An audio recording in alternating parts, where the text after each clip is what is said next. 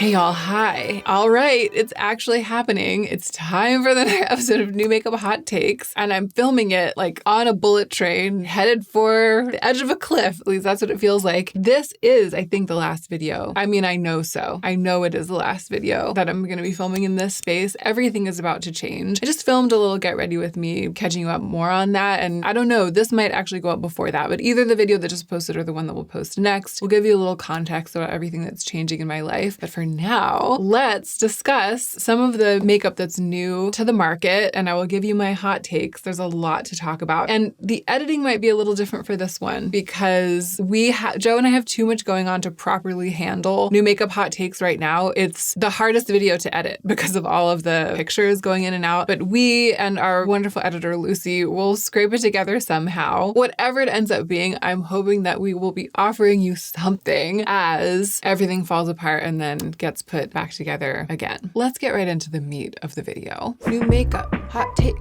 New makeup, hot takes. All right, first up, we have got to discuss the Natasha Denona golden eyeshadow palette. The gold palette, born again. Basically, me seeing that this had been released was what made me go, I have to film another episode of New Makeup Hot Takes. Absolutely must discuss, because I mean, the iconic gold palette, there were always rumors that it would be born again in some way, and now it has been. I came across a picture. I will try to somehow get it put into the video. A picture of the old gold palette and the golden palette side by side, and the shades that are repeats or reissues from the original gold palette were circled in this palette, and there are half of them. It's half of them. And when I saw it, I was like, aha, because they've done one thing right. Okay, Natasha has done one thing right, which is to protect Kava, the greatest Natasha Denona single of all time. Kava is once again on the market in the golden palette, and that is great. It was the right move to bring Kava over. However, also, all of the matte beiges that are pretty much the same color as each other came over from the gold palette to the golden palette, and to me, that was the worst thing about the gold palette. Aria, Sandstone, I don't know if they have the same names, but there are 1, 2, 3 sand-colored mattes in this palette that look exactly like the 3 sand-colored mattes from the other palette, and I'm against it. I made a video when the gold palette was discontinued about why you shouldn't be sad that it was discontinued. I'll link that video. And I believe in that video that I said that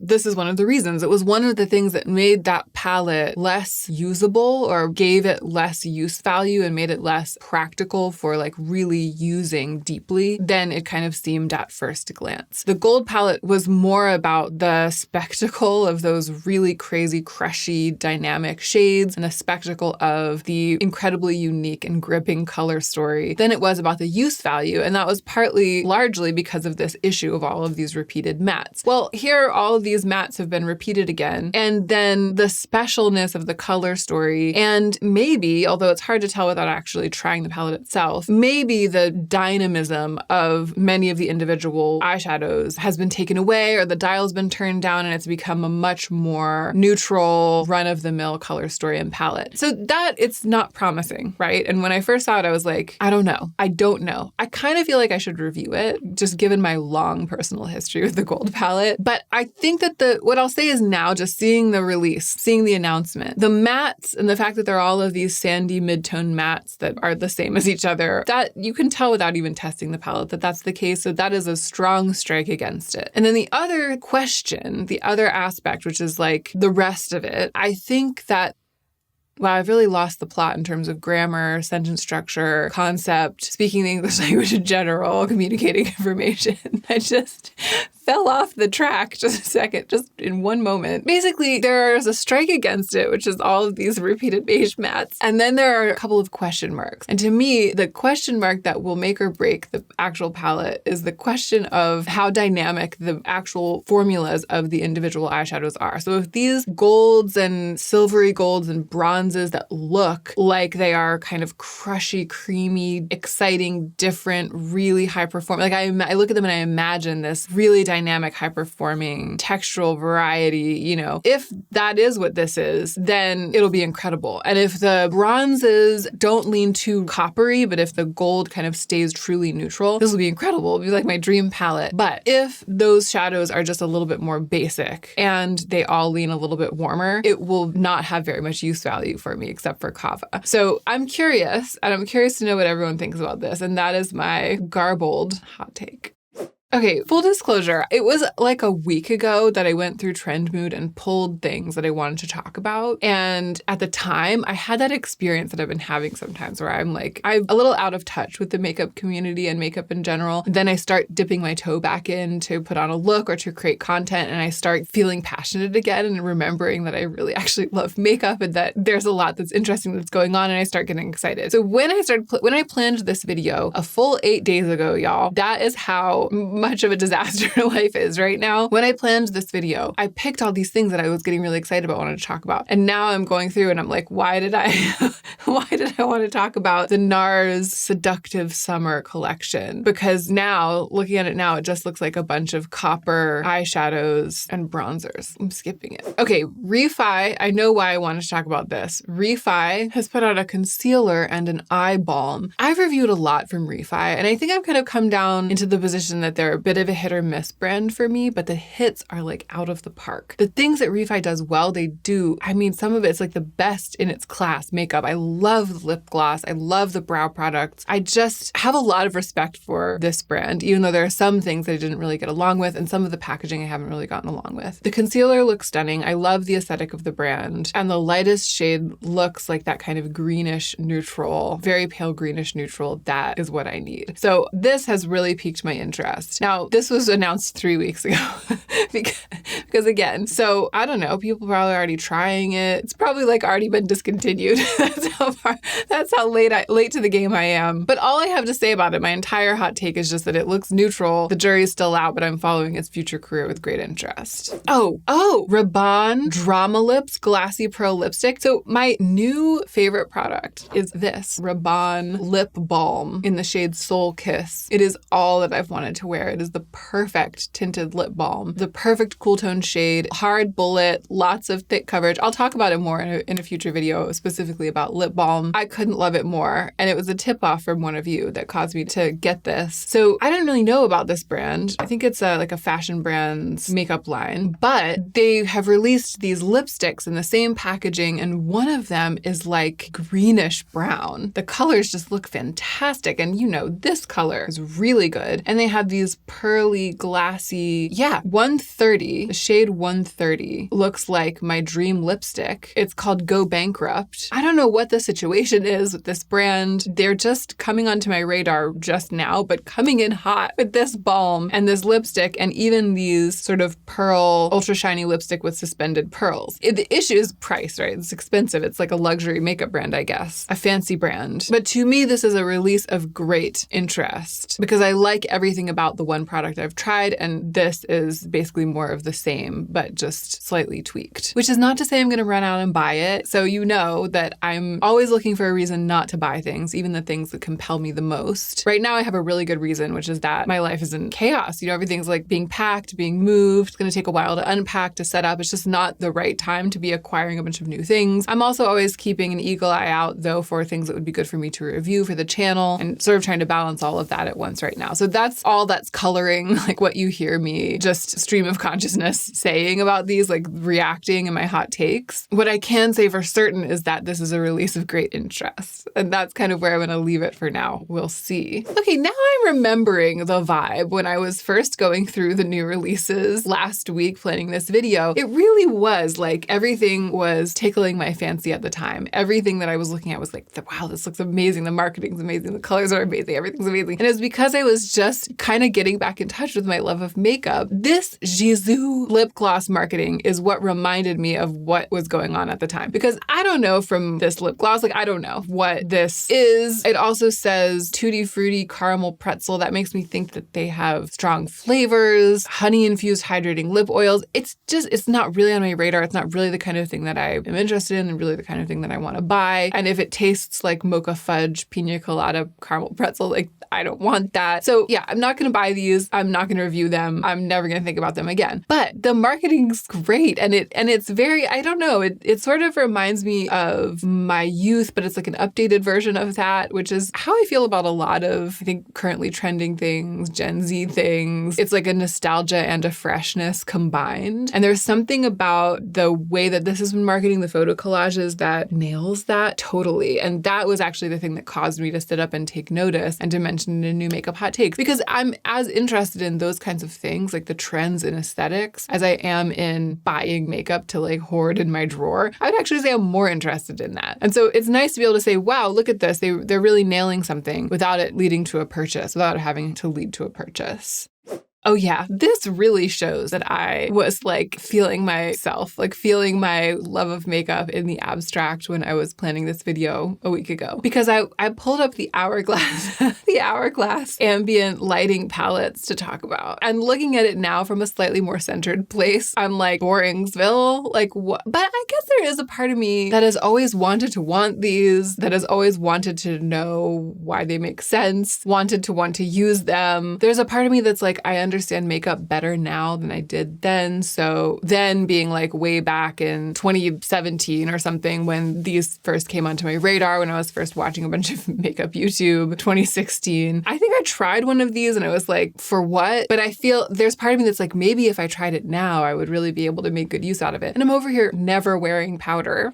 So it doesn't make any sense at all. It's just pretty. It's just pretty makeup. But that doesn't mean that I need to buy it or even need to want it. Oh, of note, definitely. Glossier. I couldn't really care less about the new shade of Balm Dotcom or the new flavor, strawberry. However, I see in this marketing imagery that they have changed the tip of the Balm Dotcom to be the Blistex tube shape instead of just a flat thing that you squeeze out. Did this happen a long time ago and I just didn't notice? Because one of the things that was always weird and distressing about the Balm Dotcom was how it just squeezed out like a paint tube and there was no applicator, so you had to use your finger. And I don't know, I prefer not to use my finger. I'm fine using my fingers for things, but it just always means you have to wash your finger if you do that or wipe it off somewhere and then you're getting like a smear of Vaseline on something and it leaves a stain. It's just way, way better to have this angled applicator tip on the Balm Dotcom. And it seems like they've finally done it at some point between when I stopped paying attention and now. They finally did it and it's a good choice and that's my hot take. Okay, Natasha Denona powder. A new addition to the Hy-Glam family, the Hy-Glam Hydrating Talc-Free Powder. Now, I said I'm over here never wearing powders. That's not strictly true because I do have one powder, the NARS Soft Matte Advanced Perfecting Powder in Cliff. I'm actually wearing quite a bit of it today because I put on a really glossy tint. It's great. It is great. I do know, though, it's a little cool toned for me. This lightest shade, it's a little pink. So the reason that this Natasha Denona release caught my attention is that I like the Hy-Glam line. I like the Hy-Glam concealer. It looks amazing on camera. Absolutely amazing. And the lightest shade of this in the imagery looks more balanced. It doesn't look cool toned. It looks like a really great neutral, pale powder that I could use in the way that I use this, but that would be more neutral, like a better match. And I bet the formula is great. I'm not going to run out and buy it because I already have a bunch of this left, but I use this a lot and it's very thin and I have hit pan on it. So I could see myself at some point. I mean, I'm definitely going to need to replace this at some point. So I'm keeping this Natasha Denona powder in the back of my mind. Maybe when I run out of this and need to replace it, I'll try this Natasha Denona one instead of repurchasing the NARS. Let me know what you think. Okay, YSL Candy Glow Tinted Butter Balm. Two things. One, YSL. Okay, which one first? One, I am on the search for the perfect lip balm and the perfect tinted lip balm. There are some really great ones that have come into my life lately. Again, there will be a future recap video all about them. Stay tuned. This is a smooth, buttery lip balm providing a soft shine and sheer flush of color. Looks very promising. There are some beautiful colors. They look very promising. I'm definitely curious about it. So that's the first thing. I look at it, I'm like, oh, okay, so a tinted lip balm, that's something that grabs my attention these days. But also, what is YSL doing? It seems like every other week they come out with a lip product that's not a lipstick, that's like a shiny, not necessarily sheer, but they all seem to be marketed that way. A shiny, slick, juicy, glossy candy tube balm paste. Like every day, YSL is like revealed candy goop in a high-end, in a luxury bullet tube with a different name and a different color range than the one we released yesterday. And I cannot keep them straight. I can't figure out which one's supposed to be more tinted or less tinted. The world is awash in YSL candy tinted butter love shine slick glow balms, and they're all mixed up. That's actually my true feeling. I guess there's a diagram here trying to explain to us the difference. Love Shine has the smooth slip of an oil and a creamy shine. Candy Glaze has a juicy jelly gloss with a glassy shine. And Candy Glow is a buttery flush of color with a soft shine. Thanks, YSL, for seeing that you needed to take our hands and lead us through the forest of candy lip shine glow glazes that you have planted. Moving on. Oh, this is a Pat McGrath thing that I kind of want. I think that is why I pulled it up. Just look at the model in the picture. Look how glowy her skin is. It's the Divine Cream Blush Legendary Glow Color Balm Total 2. The first color, Alluring Nude, a beige nude. Oh, it seems like these exist already. Here's my question. Are they shiny or is it just a balm? Yeah, okay. Alluring Nude. I just got to the swatches on blank paper. That is a beautiful color. That looks like a dirty, putty, mucky, purplish dark nude. Like that, I am so into that. But I can't tell from any of this marketing imagery whether or not this is a balm that has like shiny sparkle in it. Does it have some sort of light reflecting quality, or is it just balmy and so the Vaseline quality of it reflects light? The swatches really make it look like they have reflective particles in them. And that would make me more interested in it, because I feel like for a balm to be shiny enough to reflect that much light, that means that it's going to be so emollient that I won't like how it wears on my skin throughout the day. But, this looks really pretty, and that one color looks really pretty. Oh, here's one that I put up to talk about because I think it's ugly. We love a hot take where we think it's ugly. The Chanel Le Beige Healthy Glow Sun-Kissed Powder. It's just, does this not look like it's being released in the 1990s? Does this not look like it is ancient? Because it's both the stripes, like the striations, which is fine. I love a little texture, but it's the way it's packaged, the cream, the kind of ugly cream colored cover, and then the Neapolitan ice cream. It just looks so dusty, doesn't it? Yeah, I'm not here for it. It's nice that there are two shades. I feel like it's a step into the present. It's a step up for Chanel to have released a lighter and a darker version of this. That is good. I'm happy to see that. But both of them, it's just not what I would choose to buy. Laneige has also released a lip balm in a squeeze tube with, I assume, an angled applicator tip. I prefer a bullet format, but it is a step up for everybody who has previously released lip balms and masks in formats that required you to use your finger to formats where you can just apply them straight to your lips using the thing. It's like... Laneige, Glossier, everybody's coming around. Okay, a lot of you have pinged me about this. The Jones Road Lippie Stick, because I'm doing this tinted lip balm search, and I have really a lot of respect for Jones Road at this point. They make a lot of good products. And there are some colors that look really good in this. What I mean by that is brown. There are some browns. And I would bet that the tint is quite light, knowing Jones Road. I would bet that it's not a situation where they're like, it's a lightly tinted, and then you get it and it's actually a lipstick. I would bet that it's quite natural, wearable makeup, skincare makeup. So yes, this is on my radar. I'm really interested in it. Again, there's so much going on right now that I'm just not out here like idly shopping for makeup, thinking about, I don't know. But especially I think this would be good for a review. I'll try at some point for science to get my hands on one of these. And why is one of the colors called Me? The colors are called Miami, Ruby, Plumberry, Deep Rose, Blackberry, Chocolate, Flushed. Those all make sense. And then there's just this one color called Me. That's the color I'm gonna get. Oh, I feel like I'm gonna start crying again. I really need to wrap this up. Oh, and I still don't have anything down here. I'm literally using this Farm Girl Flowers mesh bag to dry my eyes.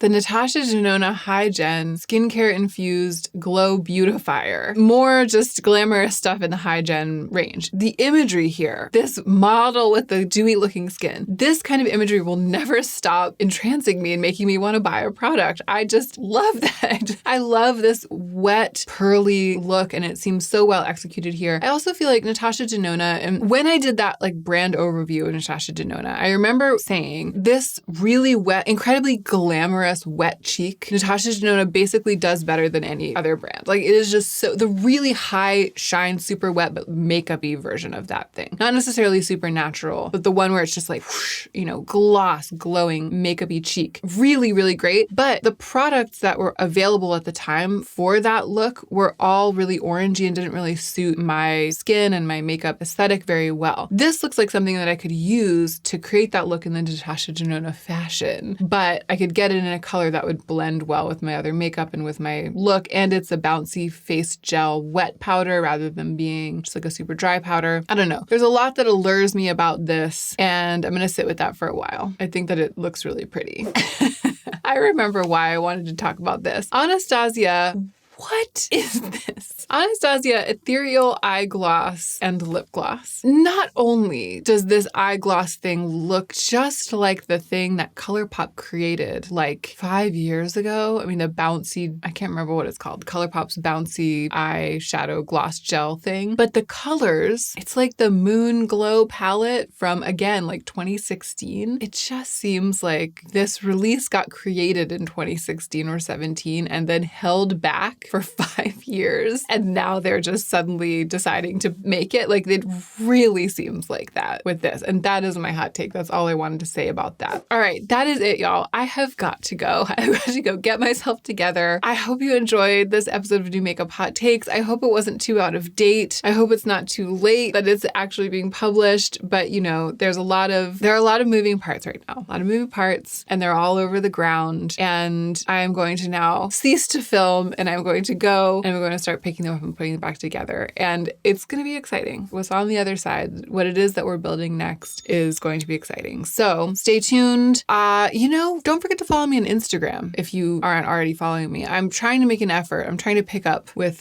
posting more about this life transition on Instagram. So there's a suggestion for you. And thank you for being here. Thank you for being here during this era of this background in this studio. I'm looking forward to seeing what awaits us in the new space. And I hope that you're remembering to take extra good care of yourself so that you can be the most effective version of yourself as you do your work in the world.